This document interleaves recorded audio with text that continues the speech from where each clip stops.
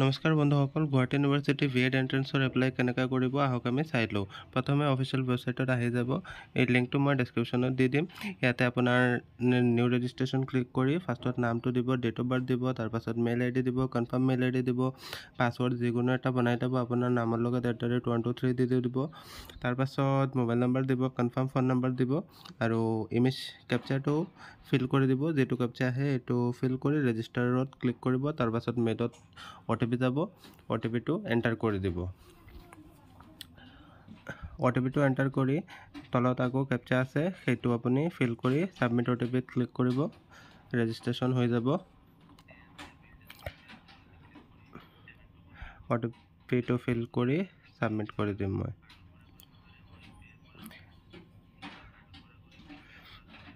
Submit হৈ গ'ল। এতিয়া লগইনত ক্লিক কৰি আকৌ লগইন কৰি ল'ব। মেইল IDটো মাৰিব আৰু পাছৱৰ্ড যিটো দিছে সেইটো এণ্টাৰ কৰিব, কেপচাৰ এণ্টাৰ কৰি লগইন কৰি দিব।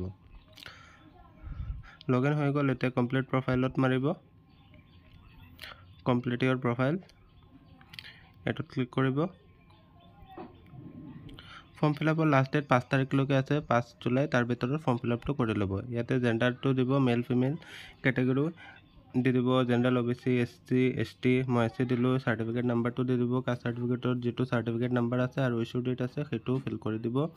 Marital status unmarried, blood group যিটো হয় দি দিব, citizen Indian, ES, religion Hindu Islam যিটো হয় দি দিব। ID প্ৰুফত voter ID, PAN card number দিব পাৰে, ড্ৰাইভিং লাইচেঞ্চ নাম্বাৰ দিব পাৰে। মই ইয়াতে পেন কাৰ্ড নাম্বাৰ বা ভোটাৰ ID নাম্বাৰ এটা দি দিম। ইয়াতে আধাৰৰ অপশ্যন নাই। তাৰপাছত প্লেচ অফ বাৰ্থ, য'ত আপোনাৰ জন্ম হৈছে তাতে দিব, টাউন বা ভিলেজৰ নাম, ষ্টেট আছাম, কাউণ্ট্ৰি ইণ্ডিয়া আৰু ডিষ্ট্ৰিক্ট দি দিব। মই হোজাই দি দিম।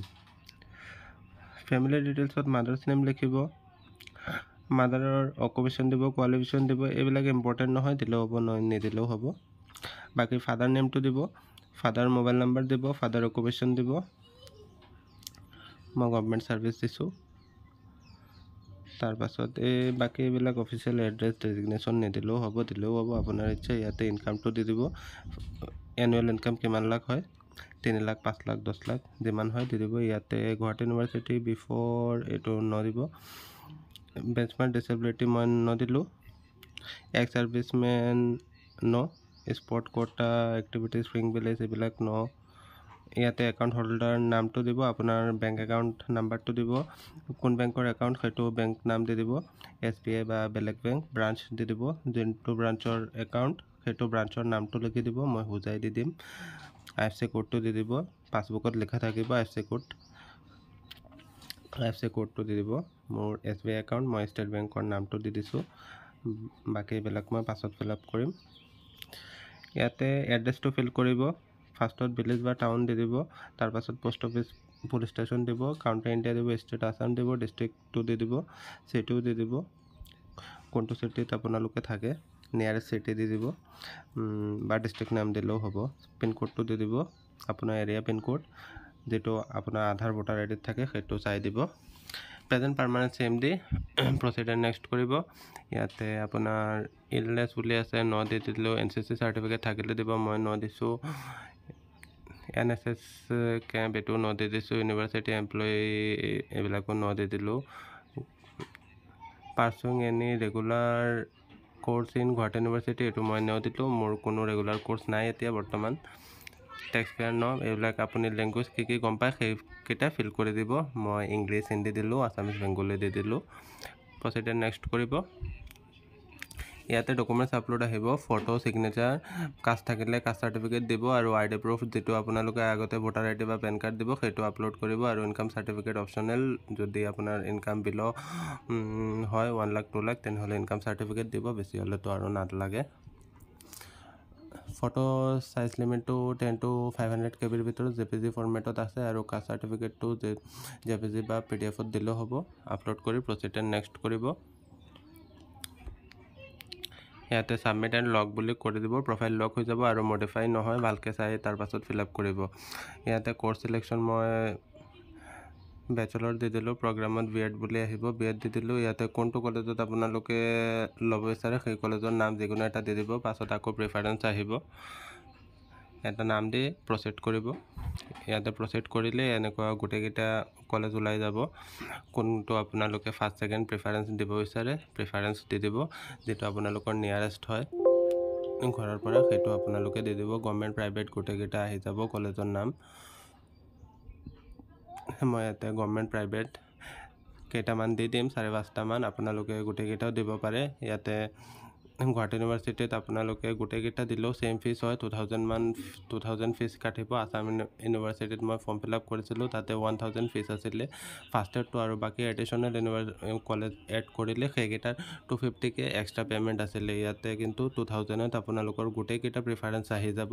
সেইকাৰণে আপোনালোকে এটা দিয়ে বা গোটেইকেইটা কলেজৰ অপশ্যন প্ৰিফাৰেঞ্চ দিয়ে ফাৰ্ষ্ট ছেকেণ্ড কৰি ফিজ আপোনালোকৰ ছেমেই থাকিব, 2000 ফিজেই থাকিব।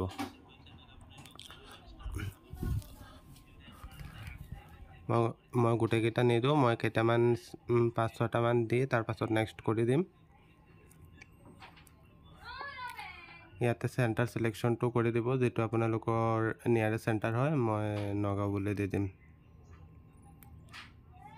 আপোনালোকৰ ঘৰৰ পৰা যিটো চেণ্টাৰ ওচৰত হয় সেইটো আপোনালোকে দি দিব, আপোনালোকৰ মৰ্জি। মই এতিয়া প্ৰচেড কৰিম। ইয়াতে চাওক ফাৰ্ষ্ট ছেকেণ্ড থাৰ্ড বুলি এনেকুৱা প্ৰিফাৰেঞ্চ আহি যাব, যিকেইটা চিলেক্ট কৰিব। তাৰপাছত নেক্সট কৰিব।